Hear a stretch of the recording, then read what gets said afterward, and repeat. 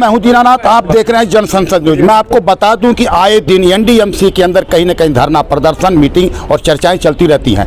जहां आरएमआर को 4400 आरएमआर को पक्का कर अपनी पीठ थपथपा रही है भारतीय जनता पार्टी, और वहीं वाइस प्रेसिडेंट कई बार, चेयरमैन साहब ने कई बार इन बातों को लेकर कहा अपनी पीठ तो स्वयं थपथपा रहे हैं, लेकिन एनडीएमसी की कमी क्या है? आज तक टीएमआर नहीं हो पाए, आरएमआर, निविदा वाले भी प्रधान, और एक हर विभाग में तो कमियां देखी गई। जिस पर कभी हिंदुस्तान का पीएम नाच करता था उस मंडपम पे, लेकिन मंडपम को तैयार करने वाले ये लोग हैं, इनकी नहीं सुनी गई, इनका पेमेंट नहीं हो पाया। भाई पेमेंट कहाँ चला गया? अगर पेमेंट नहीं था तो आपने काम क्यों करवाया? या क्या कमी है इन लोगों को? वो कौन से ऐसे अधिकारी हैं जो अभी तक उनकी फाइल नहीं बना पाए कि ताकि इन लोगों को मिल पाए पेमेंट? ये देखना तो ये होगा कि क्या इन लोगों की बात हो पाती है, या ये लोग करेंगे आत्महत्या, या ये भी होंगे लोग बेरोजगार। ये भी होंगे लोग बेरोजगार, क्या कुछ कर पाएंगे चेयरमैन साहब और वाइस चेयरमैन सतीश उपाध्याय? ये तो आने वाला वक्त ही बताएगा कि आने वाले 2024 के चुनाव तक क्या ये लोग फैसला लेते हैं, क्या कुछ नहीं कर पाते हैं, जबकि हर कर्मचारी कहीं ना कहीं परेशान दिखता है। आइए हम बताएंगे कि ये जो कॉन्ट्रैक्टर एसोसिएशन लोग क्या कहेंगे, क्या दर्द है। इनकी एंट्री भी बंद है, जो काम करने वाले लोग वहाँ नहीं जा सकते, अपनी शिकायतें लेकर के लोग नहीं जा सकते। ऐसे कई लोग हैं जिनका दर्द देखने को मिला है कि इनको पालिका धाम में जाने का, पालिका कुंज के अंदर पहुँचने के लिए भी एंट्री नहीं है। यानी वो अपनी शिकायत लेकर के चेयरमैन साहब के पास नहीं जा सकते। उनको किस तरीके से एक दो आदमी कैसे जाते हैं, कैसे मिलना होगा, ये तो अभी क्या लोग कहेंगे। आइए हम इन्हीं की जुबानी सुनाएंगे क्या कुछ कहते हैं। एनडीएमसी कॉन्ट्रैक्टर एसोसिएशन है और ये सभी ठेकेदारों को लेकर बनी हुई है। आमतौर से इसमें छोटे ठेकेदारों का ज़्यादा सहयोग है इसमें, और बड़े ठेकेदार भी हैं। और ये एसोसिएशन इसलिए बनी है कि रोज़मर्रा की जो ठेकेदारों की प्रॉब्लम है उसके लिए। अब जो मेन इशू यहाँ पर है वो है हमारा बजट का। देखिए, इससे पहले क्या होता था कि सन 2020 तक एक एक डिवीज़न को 5-5 करोड़ से लेकर 5.5 करोड़ मिलते थे, और हमारे यहाँ जो डिवीज़न है बिल्डिंग और रोड में वो लगभग 10 डिवीज़न है, तो इस हिसाब से 50 करोड़ रुपए हमें मिल जाने चाहिए थे। लेकिन इन्होंने 31.5 करोड़ रुपए उसमें पास किए, और 31.5 में भी 21.5 करोड़ रुपए इनको दिए, जबकि उसमें से 12-13 करोड़ रुपए की देनदारी बाकी है।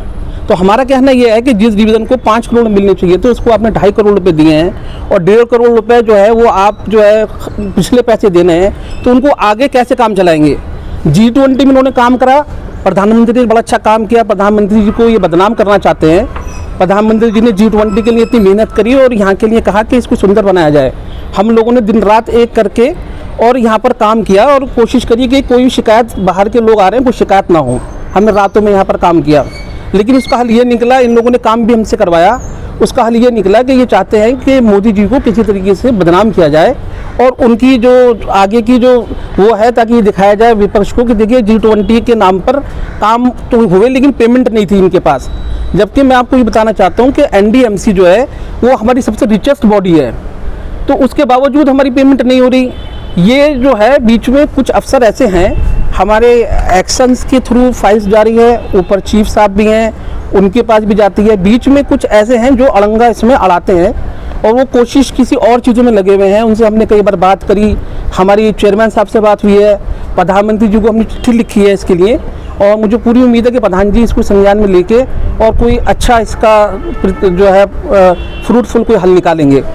लेकिन उसके बावजूद मुझे लगता है कि जो बीच की हमारी कड़ियाँ हैं उन पर जब तक सख्ती नहीं होगी, जब तक वो चाहते ये हैं कि उनको वहाँ से हटाया जाए और ऐसी मलाईदार पोस्ट भी दिया जाए, क्योंकि वहाँ जहाँ वो बैठे हुए हैं कुछ लोग, वो वहाँ से उनकी कमाई नहीं हो पा रही, तो वो इस उम्मीद में लगे हुए हैं। उनसे बात भी हुई है, वो चाहते ये हैं कि हमें यहाँ से हटाया जाए और मलाईदार पोस्ट पे लगाया जाए। हम इतना परेशान करने हैं एनडीएमसी को, ठेकेदार को, कि बड़े अफसर खुद हमें जो यहाँ से हटाएं।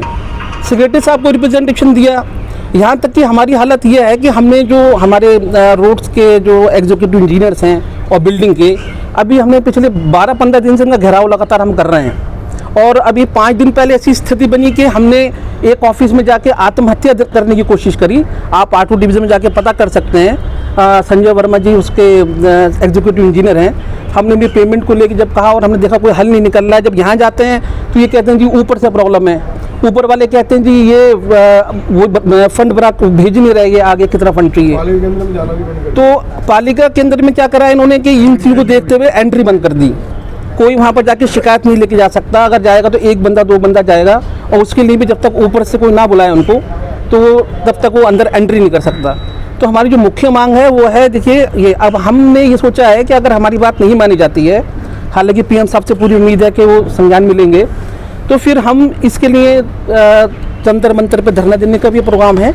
और यहाँ तक कि मुझे लगता है कि जिस तरीके से हालात चल रहे हैं, कोई एक दो ठेकेदार आत्महत्या ये मिला कि चेयरमैन साहब तो ये कहते हैं कि आपके यहाँ से नीचे से जो है वो फंडिंग ठीक से इन्होंने परस्यू नहीं करी।